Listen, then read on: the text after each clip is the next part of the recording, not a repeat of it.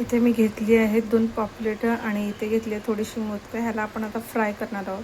तर सर्वात प्रथम मी ह्याच्यावरती लिंबू पिळून घेणार आहे सगळ्यांवरती.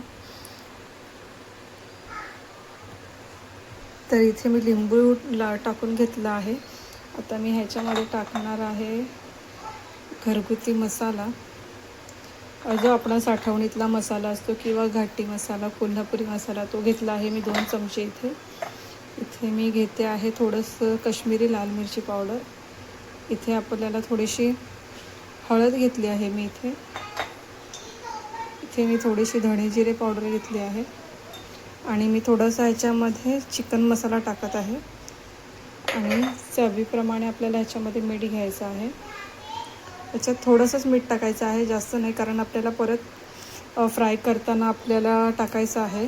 आणि आता ह्याला छान असं मी मॅरिनेट करून घेते आणि ह्याला थोड्या वेळासाठी बाजूला ठेवते, म्हणजे हे छान असं आपलं मॅरिनेट होईल.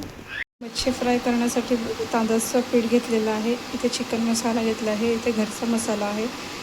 हे आहे काश्मीरी लाल मिरची पावडर, हे आहे धणे पावडर आणि ही हळद. आणि आपल्याला ह्याच्यामध्ये थोडंसं मीठ घ्यायचं आहे चवीप्रमाणे, जास्त नाही घ्यायचं. आणि ह्याला आपण एकजीव करायचं आहे छानपैकी असं. पीठ हे असं छान आपण मिक्स करून घेतल्यानंतर आपण इथे तवा ठेवलेला आहे. तव्यावरती आता आपल्याला तेल ओतून घ्यायचं आहे. आपल्याला हे फिश फ्राय करण्यासाठी आपण तेल घेतो आहे. तुम्ही बघू शकता तवा गरम असल्यामुळे तेल लगेच झालं आहे. आणि इथे आपण हे मॅरिनेट केलेले, मी ही अर्धा तास मॅरिनेशनसाठी ठेवलेली आहे फिश. आता ह्याच्यामध्ये आपण जे आपण पीठ केलं त्याच्यामध्ये ही फिश आपण छानपणे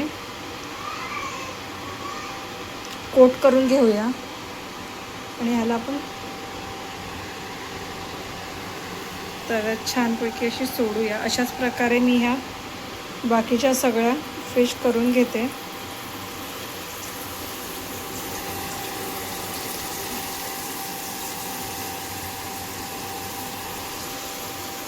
बघा, हे बघू शकता इथे मी छान असं हे सगळे फिश तव्यावर टाकून घेतले. आता ह्याला आपण छान कुरकुरीत होईपर्यंत छान फ्राय करून घेऊयात. इथे 10 ते 15 मिनटं झाले आहेत. मी हिला असंच ठेवलं होतं. आता मी हिला पलटी करते.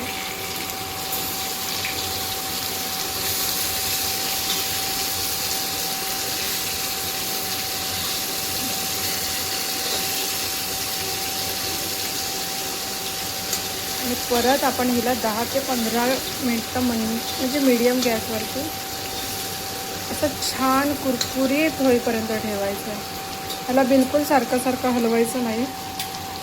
असं त्याला 10 ते, हे बघा दुसऱ्या बाजूनेही छान मी ह्याला 10 ते 15 मिनटं छान स्लो गॅसवर ठेवलं होतं. बघू शकता किती छान असं क्रिस्पी झालेले आहेत हे आपले फिश.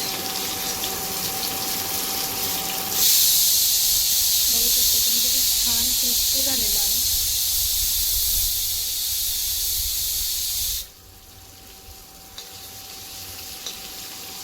बघू शकता पापलेट फ्राय आपलं छान होत आहे आणि ऑलमोस्ट झालेलं आहे. आता ह्याला आपण काढून घेऊयात. हे बघा किती छान दिसतं आहे, इतकंच क्रिस्पी आणि झाले ना. तुम्ही नक्की करून बघा. आणि ह्याचप्रमाणे मी बाकीचे हे सगळे फ्राय करून घेते.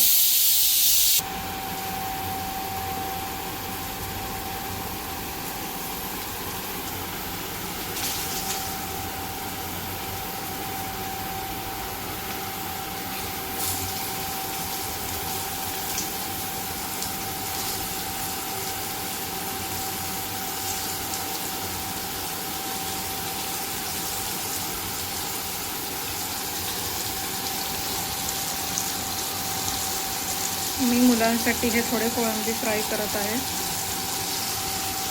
कारण मुलांना हे काट्याचं खायला होत नाही. एका बाजूने तळून घेते. आता मी हे परतून घेते. ह्याला शिजायला जास्त वेळ असा लागत नाही.